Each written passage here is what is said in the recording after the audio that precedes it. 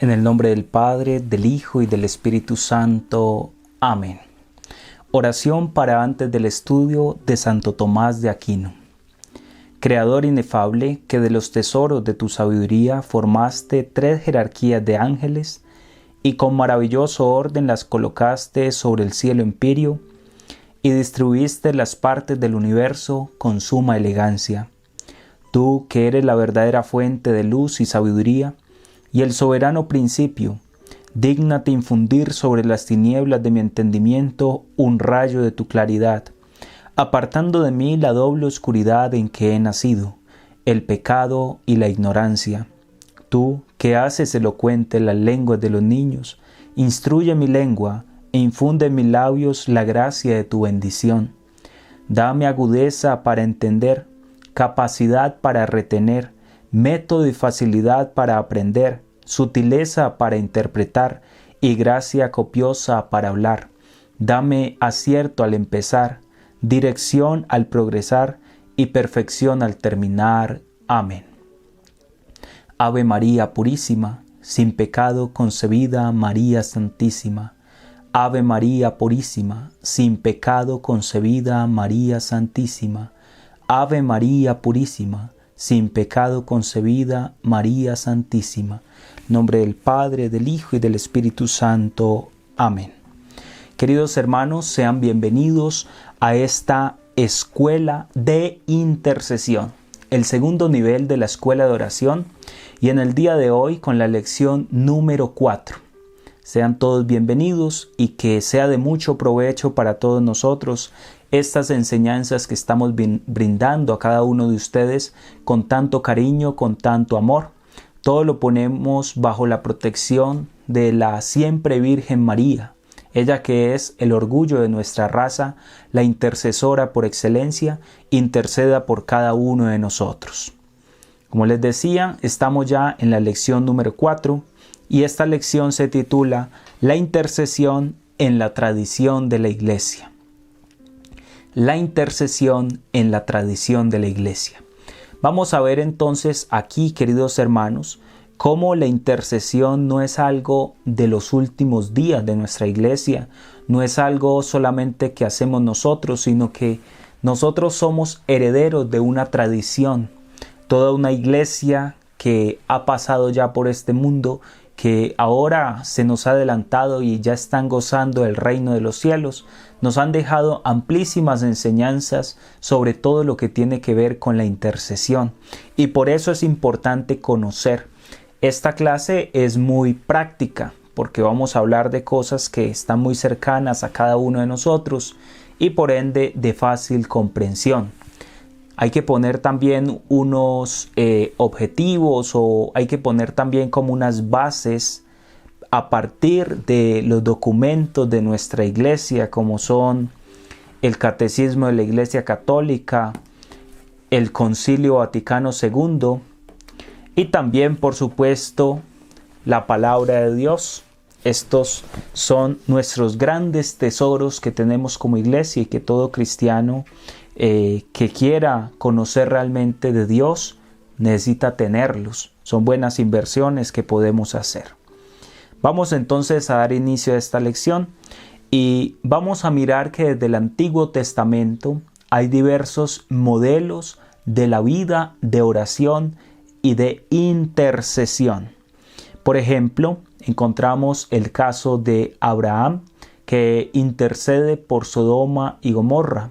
Es el primer personaje bíblico, nos lo presenta la Escritura, que intercede de una manera muy directa por un pueblo que va a ser destruido. Una intercesión preciosísima.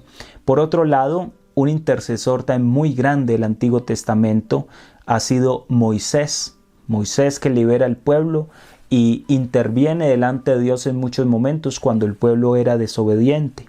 Al igual que Josué, que era hijo de Nun, que desde su mocedad, es decir, desde su juventud, sirvió al Señor. Un profesor de Biblia nos decía que Josué es tal vez la figura bíblica más santa que nosotros podemos encontrar en toda la Escritura. No se le ve en ningún momento con pecado, con inclinación hacia algo de infidelidad a Dios, siempre se mantuvo al servicio del Señor. Y hay un dato muy importante de Josué, y es que cuando lo presenta la Escritura en el libro del Éxodo, va a decir que era servidor de Moisés. Y luego el libro de Josué va a decir que Josué era siervo de Dios. Qué título tan alto, el ser siervos del Señor. También encontramos figuras como Salomón, como el profeta Samuel, por supuesto David, Elías, Esdras y Nehemías, Esther, Job, Jeremías, Baruch, Ezequiel, Daniel y Amós. Es decir, que todos los profetas han sido modelos de intercesión. ¿Por qué? Porque la intercesión desde el Antiguo Testamento era considerada como un oficio propio del profeta. El profeta era el intercesor. El profeta era el que servía de puente entre Dios y los hombres. Dios le decía al profeta: ve y dile a mi pueblo, avísale de esta forma, llámalos a la conversión. El profeta es el portavoz de Dios, pero asimismo el profeta es el que luego intercede por el pueblo delante de Dios. ¿Por qué? Porque el profeta es el que tiene trato directo, íntimo con Dios. Por eso es que se convierte en la figura del intercesor en el antiguo Israel, y así lo encontramos en el Antiguo Testamento. Entonces, ¿qué se esperaba del profeta? Que fuera el mediador entre el pueblo de Dios y el Señor. Era ese mediador, ese que se paraba siempre en la brecha a interceder. Y hay un dato muy especial de los profetas, y es que cuando ellos realizan una oración de propiciación o una oración de expiación por los pecados delante de Dios, a pesar de que ellos eran santos, de que los profetas eran hombres de Dios santos, justos, se cuentan entre el número de los pecadores. Y es común encontrar en las intercesiones que no dan los profetas diciendo: Señor, hemos pecado contra ti. ¿Por qué? Porque el profeta comparte la debilidad del pueblo, aunque no sea exclusivamente partícipe de esa debilidad, pero sí asume la realidad de su pueblo. Por otro lado, también encontramos grandes figuras de intercesores en el Nuevo Testamento, ejemplos muy eficaces de la intercesión, como son por ejemplo la Santísima Virgen María. Es el modelo por excelencia de intercesión que encontramos en el Nuevo Testamento. Por supuesto, Jesucristo es el gran intercesor, como lo veíamos en alguna de las lecciones anteriores. También la iglesia primitiva era una comunidad caracterizada sobre todo por la intercesión. Era una comunidad que se reunía para orar ante las problemáticas, ante las dificultades. La respuesta que da la iglesia de Jerusalén, es decir, la iglesia primitiva que ha recibido el Espíritu Santo el día de Pentecostés, ante las persecuciones de los reyes, del emperador, ante el martirio, la respuesta de la iglesia siempre era la oración, y la oración de intercesión. Eso lo podemos leer, por ejemplo, en Hechos 4, 24 al 31. Hechos 4, 24 al 31. También pueden revisar el texto de Hechos 12, 5. Ahí se deja ver cómo la iglesia primitiva era intercesora. Por supuesto, el apóstol Pablo también es un gran intercesor, entre muchos otros personajes del Nuevo Testamento. Entonces, desde el Antiguo Testamento aparece la figura del intercesor, y hasta nuestros días es necesaria la figura del intercesor. No ha pasado de moda. En toda la historia de la iglesia han habido personas que deciden pararse en la brecha, orar, interceder por las necesidades de los demás.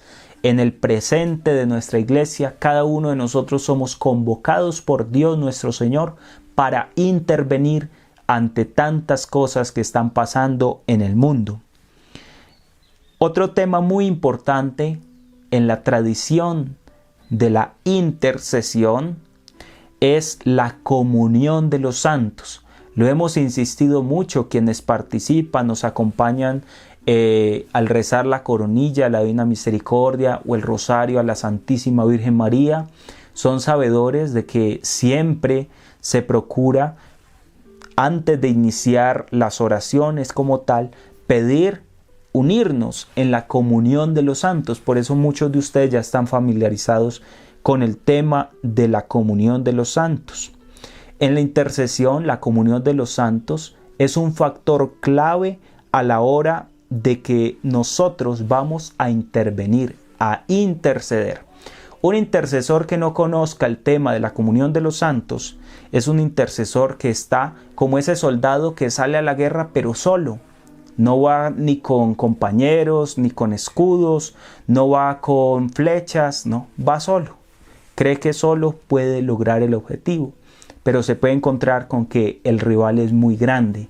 Por eso siempre se conviene ir en ejército, formados en ejército. Y cuando nosotros invocamos y nos unimos a la comunión de los santos, ya no estamos solos. Misterio grande y tremendo es este. Fascinante es el misterio de la comunión de los santos.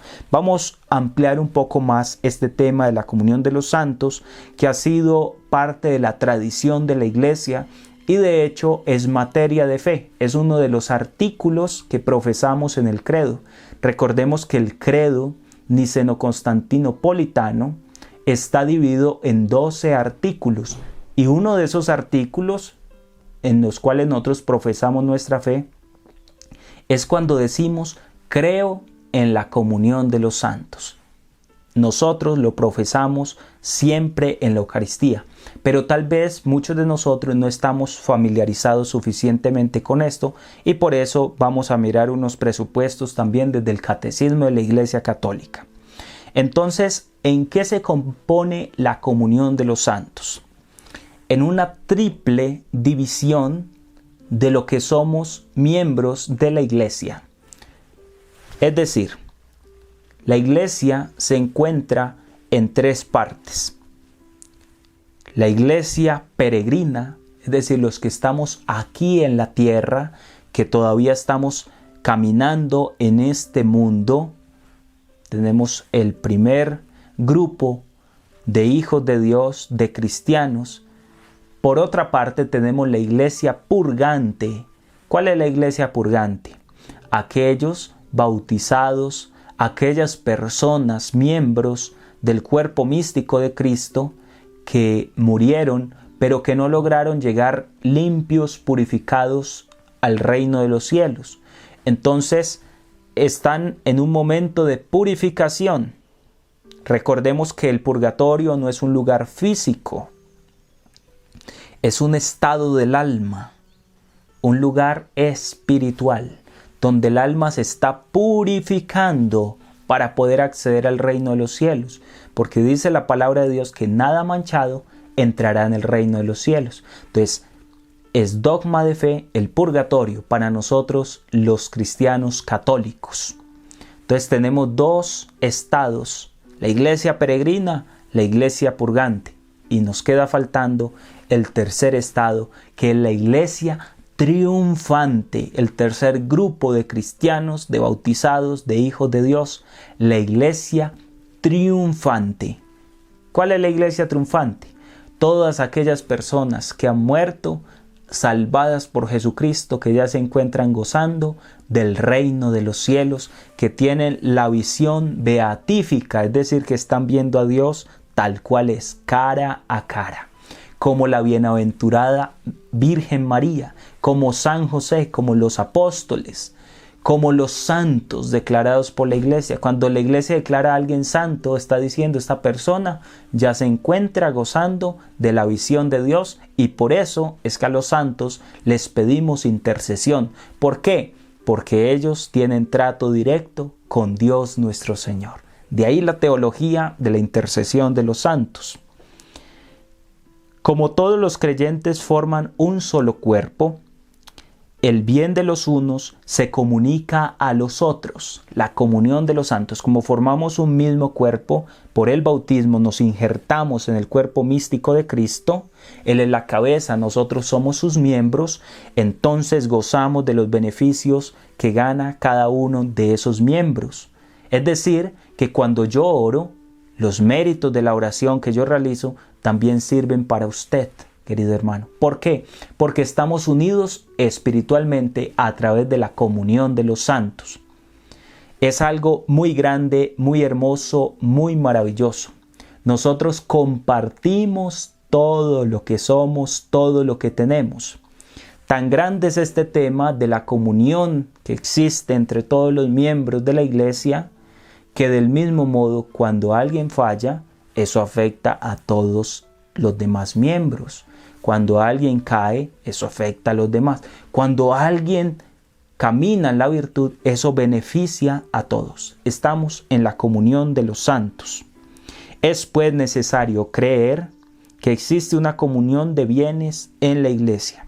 Lo podemos mirar en el Catecismo de la Iglesia Católica, en el numeral 947. Numeral 947 dice: como todos los creyentes forman un solo cuerpo, el bien de los unos se comunica a los otros. ¡Qué maravilla es esto! Es pues necesario creer que existe una comunión de bienes en la iglesia, pero el miembro más importante es Cristo, ya que Él es la cabeza. Así, el bien de Cristo es comunicado a todos los miembros, y esta comunicación se hace por los sacramentos de la iglesia. De manera excepcional, los sacramentos de la iglesia. Por eso, cuando un miembro del cuerpo participa de un sacramento, los que no han podido por alguna circunstancia no participar del sacramento, entonces reciben beneficios. ¿Por qué? Por la comunión de los santos. Esto lo está diciendo el Catecismo de la Iglesia Católica. Está citando a Santo Tomás de Aquino, nada más y nada menos que al doctor Angélico.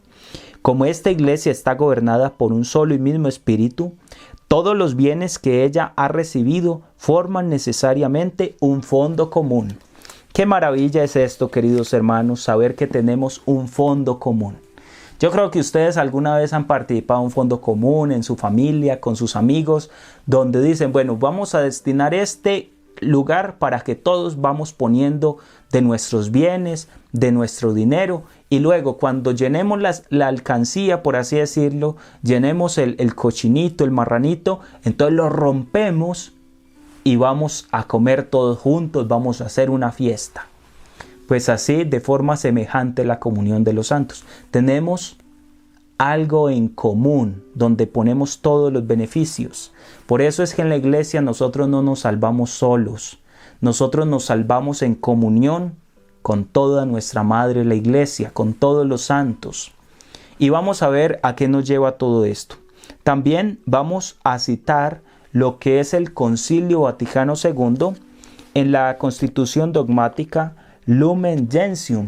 ¿Qué quiere decir Lumen Gentium? Luz de las gentes. El Concilio Vaticano II tiene 4 constituciones dogmáticas y una de ellas es la Constitución Lumen Gentium, donde vamos a mirar que allí se reafirma esta doctrina de la comunión de los santos y cómo es de importante.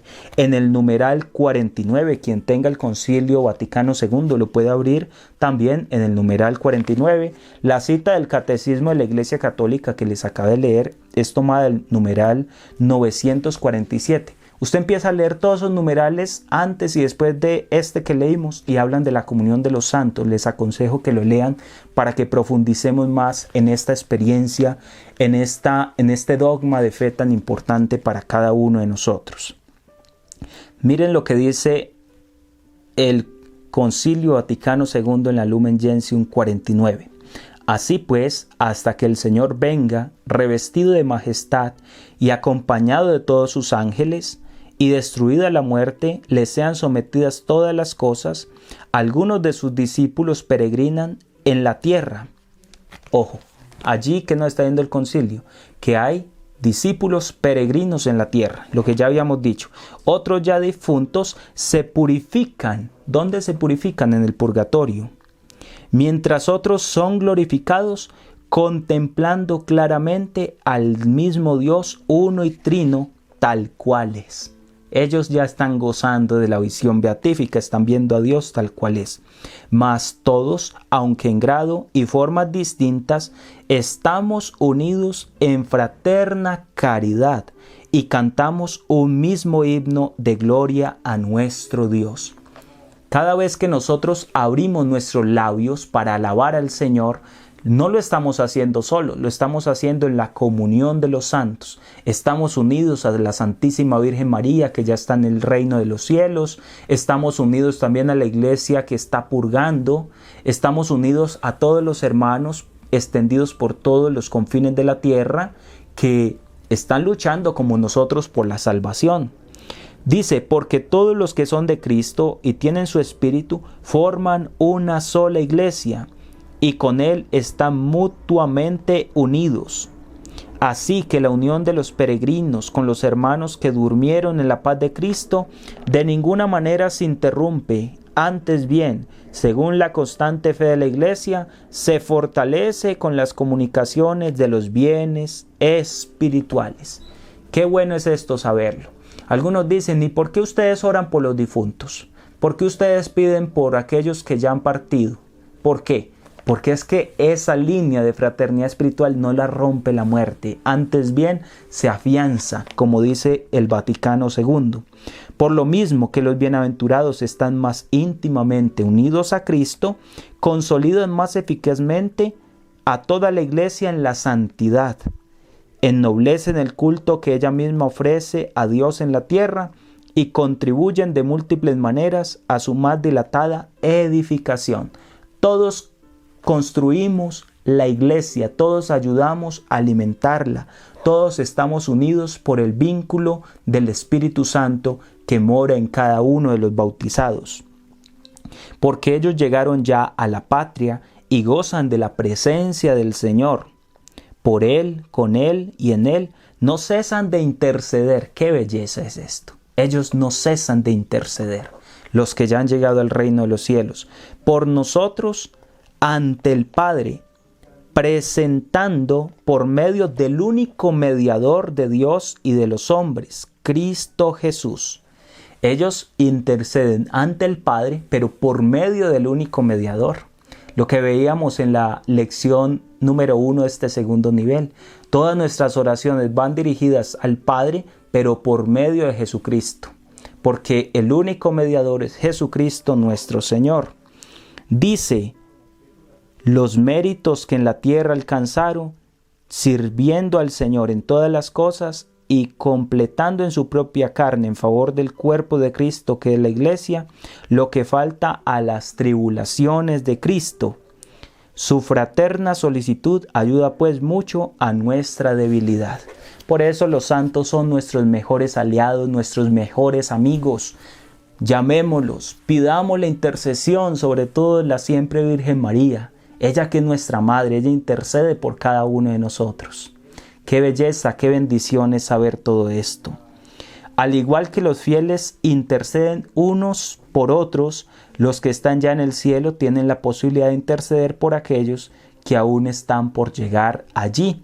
Y aún nosotros desde aquí, desde la tierra, también intercedemos por aquellos que se encuentran en el purgatorio, porque hay comunión de bienes. Alguien se puede preguntar, bueno, ¿y también se le puede pedir la intercesión a aquellos que están en el purgatorio? Pues la respuesta que da el doctor angélico Santo Tomás de Aquino es que no. ¿Por qué no le debemos pedir la intercesión a quienes están en el purgatorio?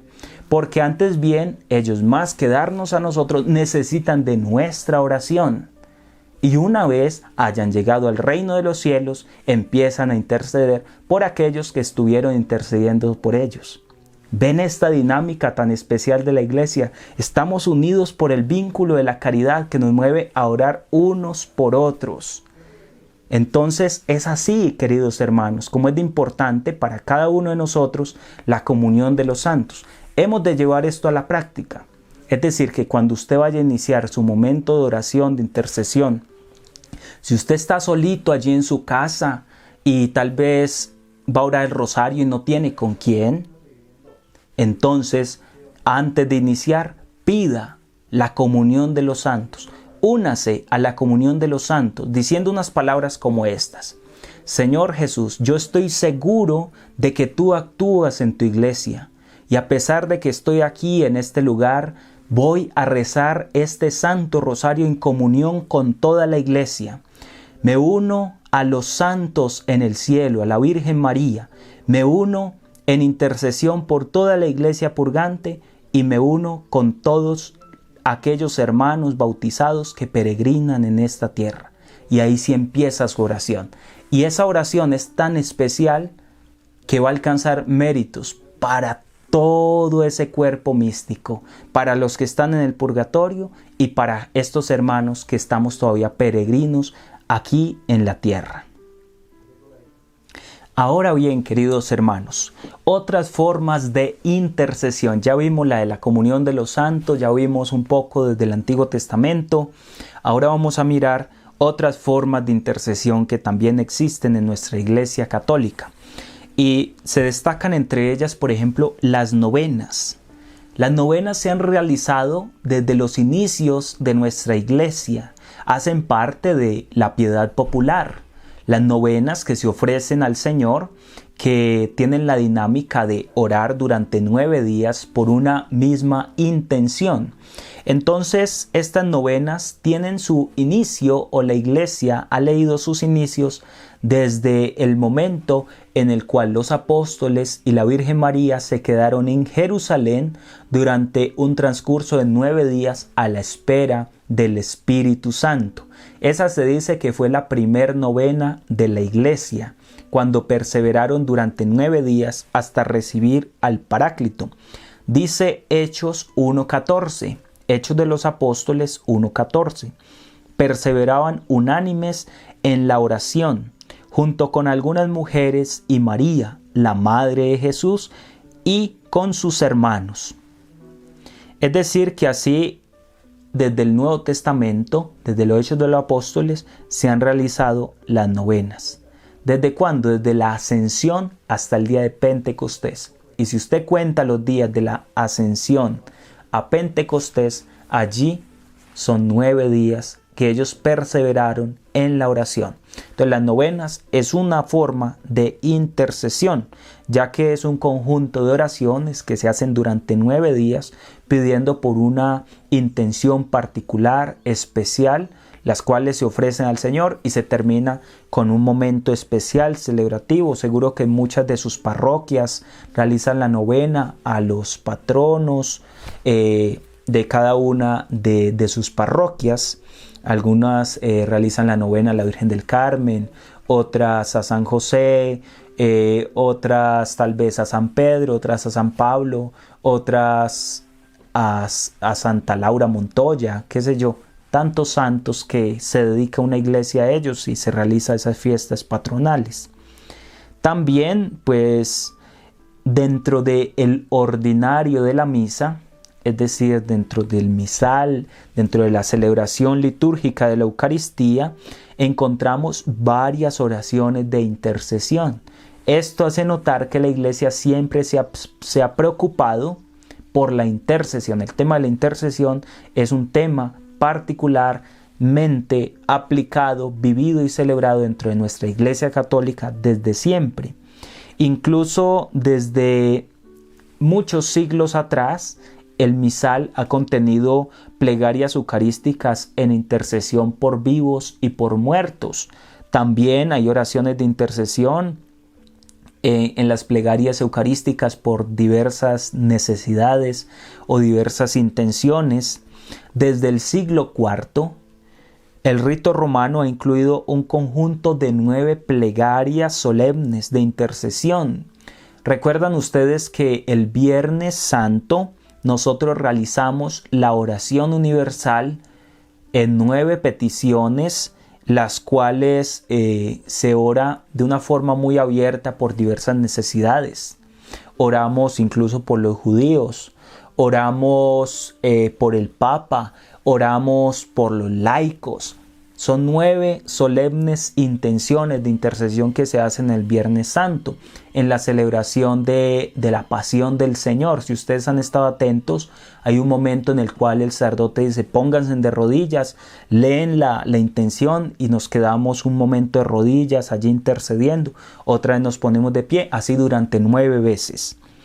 Por otro lado, en la tradición católica, algunas comunidades religiosas, especialmente las contemplativas, tienen un carisma especial de intercesión. Eso demuestra que la intercesión siempre ha sido un tema importante dentro de la iglesia. Hay órdenes de clausura en la iglesia cuyo único apostolado es rezar por la iglesia.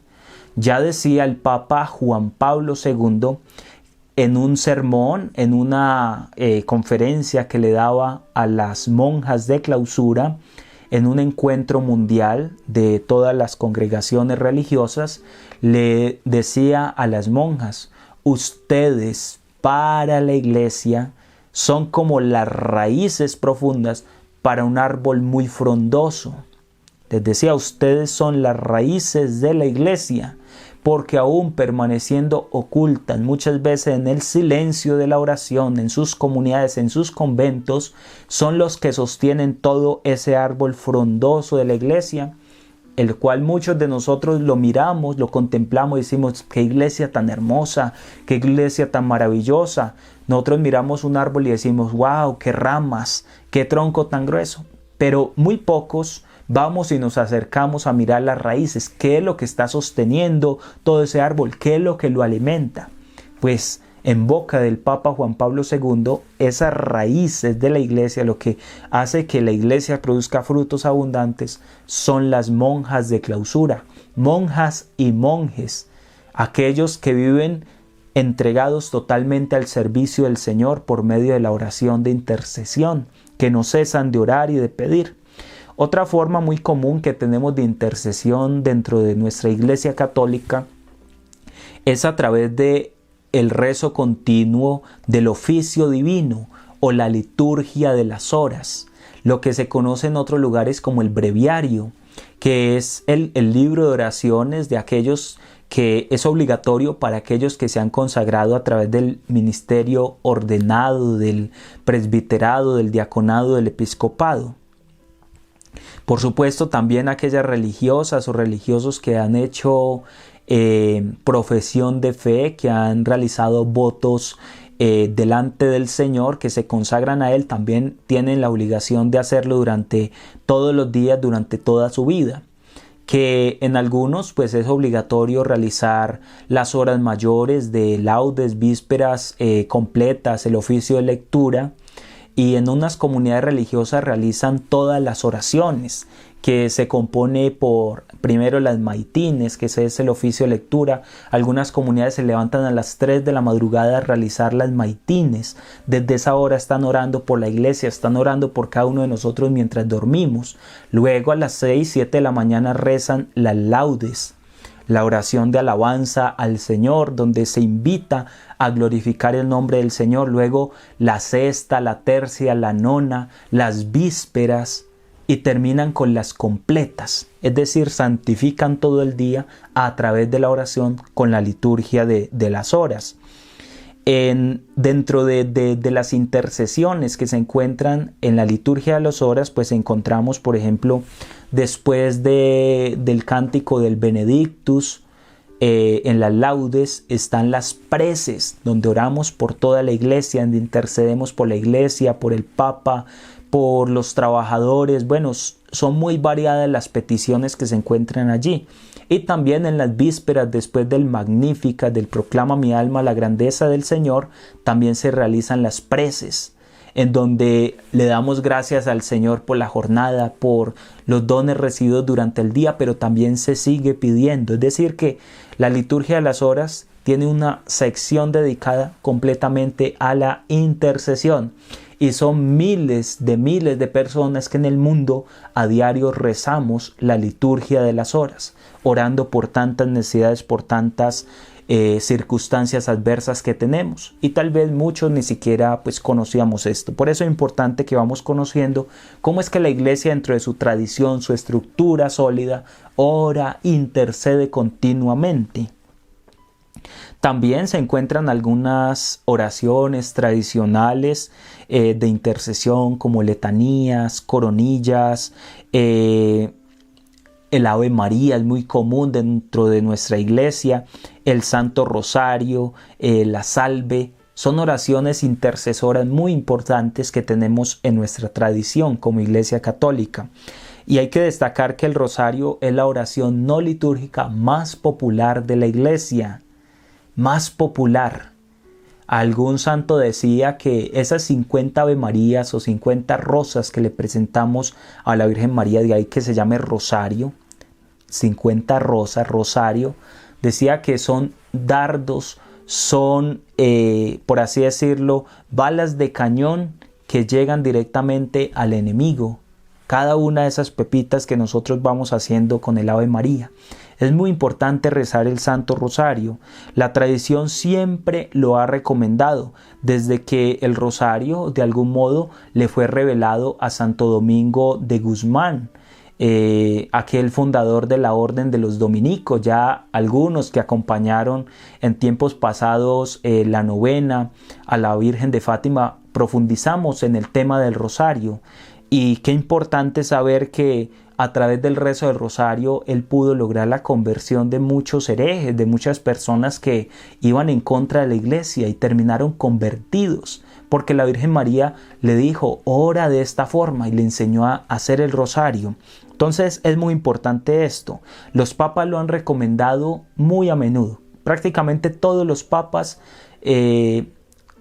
han recomendado el rezo del Santo Rosario. Al inicio de la pandemia, el Papa Francisco realizó una pequeña carta donde la enviaba a todos los cristianos, motivando a rezar el Santo Rosario, pidiendo la intercesión, terminando con la oración de bajo tu amparo nos acogemos, Santa Madre de Dios. No desprecies las oraciones que te dirigimos en nuestras necesidades. Antes bien, líbranos de todo peligro, oh Virgen gloriosa y bendita. Nos invitaba a hacerlo de esa forma. Después de que el Papa Francisco realiza esa consagración de toda Italia a aquella vocación de la Virgen María, se dice que empezaron a bajar el número de contagios en Italia. Ustedes saben que Italia fue uno de los países más golpeados por la pandemia y el Papa realiza esta consagración especial y empiezan a disminuir las cifras. Eso se puede ver estadísticamente. Por otro lado se encuentra la coronilla de la Divina Misericordia. Es una forma de intercesión muy grande que, como lo decía el padre Ronald, el Señor le reveló a Sor Faustina Kowalska. En esta lección anterior ustedes veían interceder, estar en la brecha, en esa formación. Cómo la coronilla es una de las armas más poderosas que nosotros tenemos, revelada por el mismo Señor nuestro Dios. De tal modo que la intercesión ha sido una parte rica de la oración y de la tradición de la Iglesia.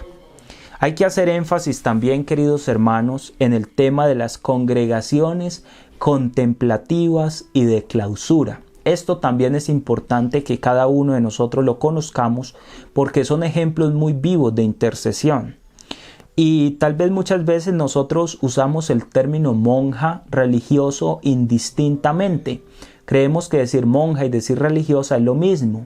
Pero resulta que monje y religiosa es algo completamente distinto, o monje y religioso, porque existe tanto la rama masculina como la rama femenina de las congregaciones, de la vida cenobítica, es decir, la vida en común, en donde estas personas entregan su vida al Señor para orar, para clamar, pero otros también lo hacen a través del apostolado.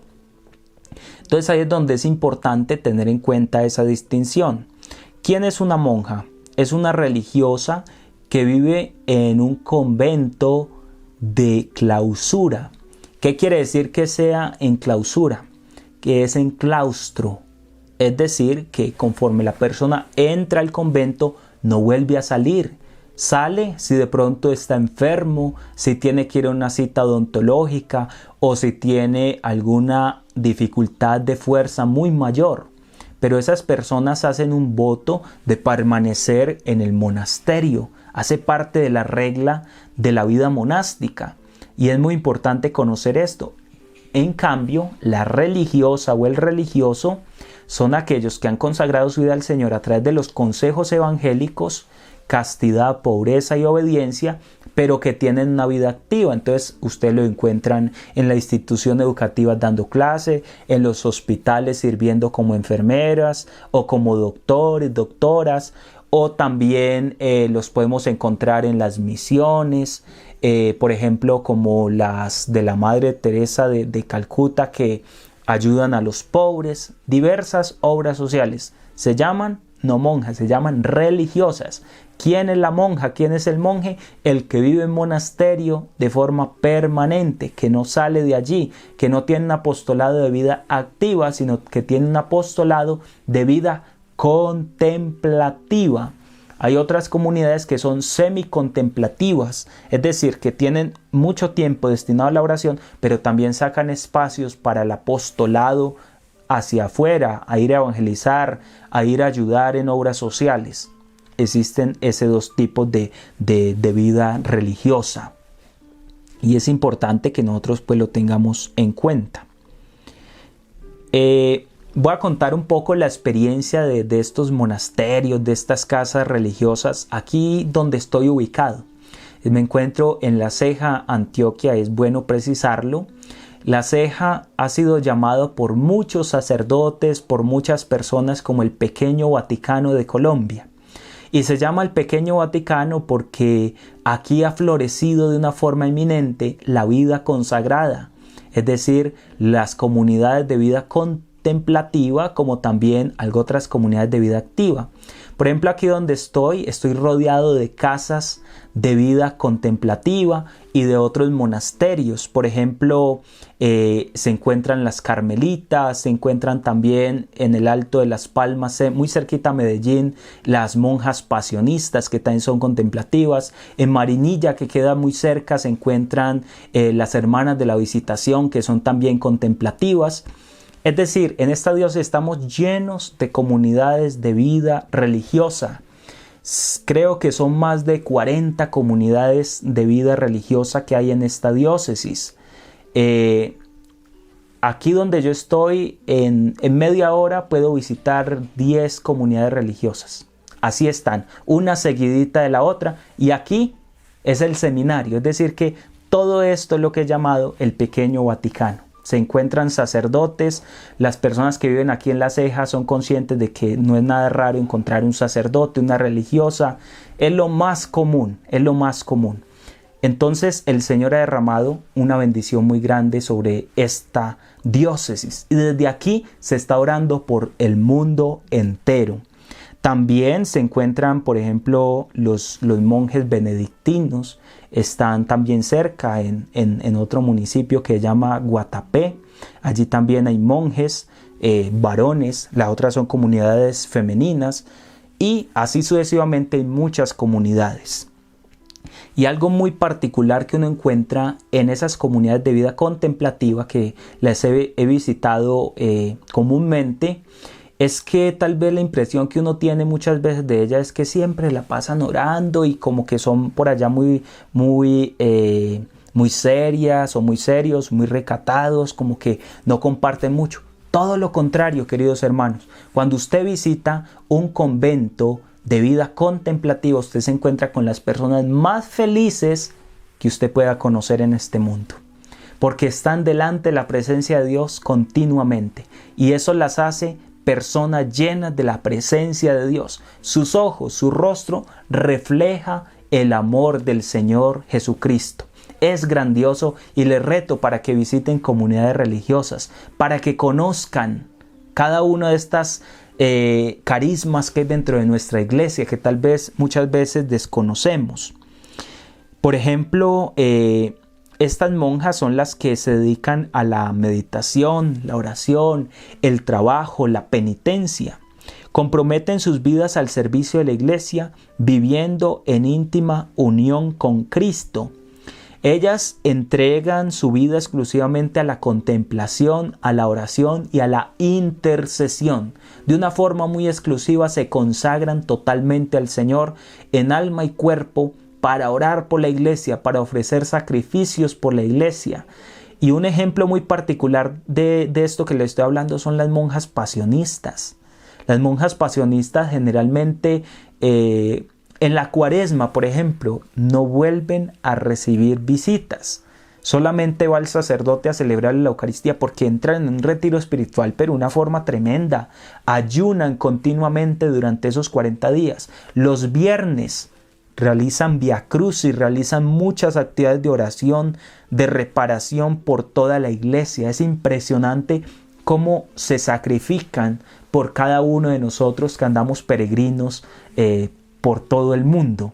Es grandioso ver esto. Por otro lado, pues también dentro de la vida contemplativa, ellas tienen espacios para el trabajo, hacen ornamentos, hacen bordados, galletas, vino, bueno, una cantidad de cosas en el trabajo maravilloso, pero todo eso consagrado al Señor. Si usted tiene la oportunidad de colaborar espiritualmente y económicamente a una comunidad religiosa, hágalo, porque eso se le recompensa a usted muchísimas veces más. Es algo grandioso que nosotros podemos hacer por estas personas que han entregado su vida por completo al Señor. Las monjas de clausura de todas las órdenes participan en el ministerio de intercesión de una forma grandiosa. De eso no cabe ninguna duda. Son las personas más orantes que nosotros nos podamos encontrar en este mundo. Al igual que María, la hermana de Marta y Lázaro, su única preocupación es contemplar al Señor y unirse a Él en la intercesión. Y yo leyendo esto, estudiando este tema, decía que tal vez alguno de ustedes, no sé si acá hay jovencitas que comparten también esta escuela de intercesión, que se sientan atraídas por esta vida. Qué bueno que como Santa Teresita del Niño Jesús puedan consagrar su vida por completo a la intercesión. Una obra grandiosa y maravillosa en bien de todos los hermanos. Las hermanas de todas las congregaciones están comprometidas en el apostolado activo, también participan en el ministerio de la intercesión. Aquellas que también andan por el mundo, también realizan la liturgia de las horas, también participan en la intercesión de la iglesia de una forma muy especial. También dentro de algunas congregaciones religiosas tienen dos ramas, una rama activa y una rama contemplativa. Soy consciente de que en este momento hay muchas comunidades que trabajan de este modo. Y, por ejemplo, las hermanas de la caridad de la Madre Teresa de Calcuta tienen esas dos ramas. Y no crean que eso lo descubrieron de la noche a la mañana, sino a través de la práctica. Empezaron como una comunidad, tal vez en muchas ocasiones así empiezan, de vida activa, como por ejemplo las siervas del Divino Espíritu, que están tan ubicadas aquí en La Ceja. Ellas empezaron con vida activa en las misiones, iban y apoyaban en misiones, pero a medida que iba creciendo la comunidad se dan cuenta que necesitaban un brazo intercesor dentro de la comunidad, y por eso brota una rama contemplativa que decide quedarse en un monasterio de tiempo completo enclaustrado, solamente orando por el apostolado que realizan los hermanos o las hermanas de la misma comunidad. Qué importante es saber eso. Lo mismo pasa con la congregación de los pasionistas. Los pasionistas son sacerdotes de vida activa, pero tienen a las hermanas pasionistas que están dedicadas de tiempo completo orando por el apostolado de los sacerdotes pasionistas. Qué bueno y qué es eficaz, cómo es de eficaz la evangelización cuando va acompañada de la oración. Qué importante es saber eso y conocerlo, queridos hermanos. Al darse cuenta de la importancia del respaldo de la oración, como les decía, la Madre Teresa fundó ramas separadas de hermanos y hermanas contemplativas que, a diferencia de los activos, utilizan su tiempo casi exclusivamente para la oración y la intercesión. Esto es muy bueno conocerlo porque nos hace más conscientes de la necesidad de la intercesión. ¿Y quién ha descubierto esa necesidad? Personas santas, personas que tienen capacidad de discernir las necesidades. A veces podemos salir desaforadamente a evangelizar y olvidarnos de que a la base está la oración de intercesión. Toda actividad pastoral que carezca de la intercesión no va a producir frutos abundantes. Por el contrario, aquellas actividades pastorales que nazcan del cenáculo, que nazcan de la oración, que nazcan de la intercesión, van a tener un éxito casi asegurado en el campo de la evangelización. ¿Por qué? Porque hay un respaldo por parte del Señor, de los santos, de los ángeles, de toda la comunidad espiritual, de todos aquellos que hemos nombrado anteriormente, la iglesia triunfante, la iglesia purgante, la iglesia militante. Cuando nos unimos en oración, tenemos ese impulso que nos lleva a predicar la palabra de Dios con valentía y con unción. Yo les quiero contar un testimonio que leí hace un tiempo en Asiprensa, en donde me causaba mucha inquietud y los quiero compartir con ustedes para que vean lo grande que es la intercesión de estas comunidades religiosas. Se trata de una noticia publicada el 4 de agosto del 2020 y se titula así: estas monjas nunca han dejado solo el Santísimo Sacramento en 135 años. Estas monjas nunca han dejado solo el Santísimo Sacramento en 135 años. Esto es estupendo, me parece maravilloso compartirlo con ustedes. Dice: las monjas benedictinas de la Basílica Sacré-Cœur, Sagrado Corazón, en París, relatan que en 135 años, desde el 1 de agosto de 1885, nunca han dejado la adoración perpetua del Santísimo Sacramento, tampoco ahora, en medio de la pandemia del coronavirus. En 135 años no han dejado solo la adoración perpetua. La adoración eucarística en este templo, el segundo más importante luego de la Catedral de Notre Dame en la Ciudad Luz, tampoco se interrumpió durante la cuarentena en Francia, que comenzó el 17 de marzo y culminó el 31 de mayo. La adoración no ha parado ni un minuto, incluyendo el periodo de las dos guerras mundiales, dijo la religiosa Cécile Maria, miembro de las Hermanas Benedictinas y responsable de la adoración eucarística por las noches. La adoración no se ha interrumpido ni un minuto. Esto es tremendo.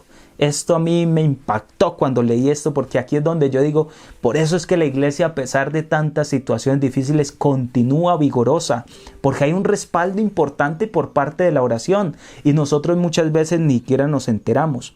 Dice la hermana, incluso durante el bombardeo de 1944, cuando algunos escombros cayeron junto a la basílica, los adoradores estuvieron aquí. Ni siquiera el bombardeo detuvo eso. Esto sí es permanecer en la brecha, hermanos. Durante las dos guerras mundiales estuvieron allí delante del Santísimo Sacramento. Con la cuarentena por el coronavirus, los laicos ya no pudieron asistir al templo, por lo que las 14 religiosas debieron adaptar sus horarios, casi todas en doble turno de adoración. ¿Para qué? Para que el Santísimo nunca quedara solo ni por un solo instante.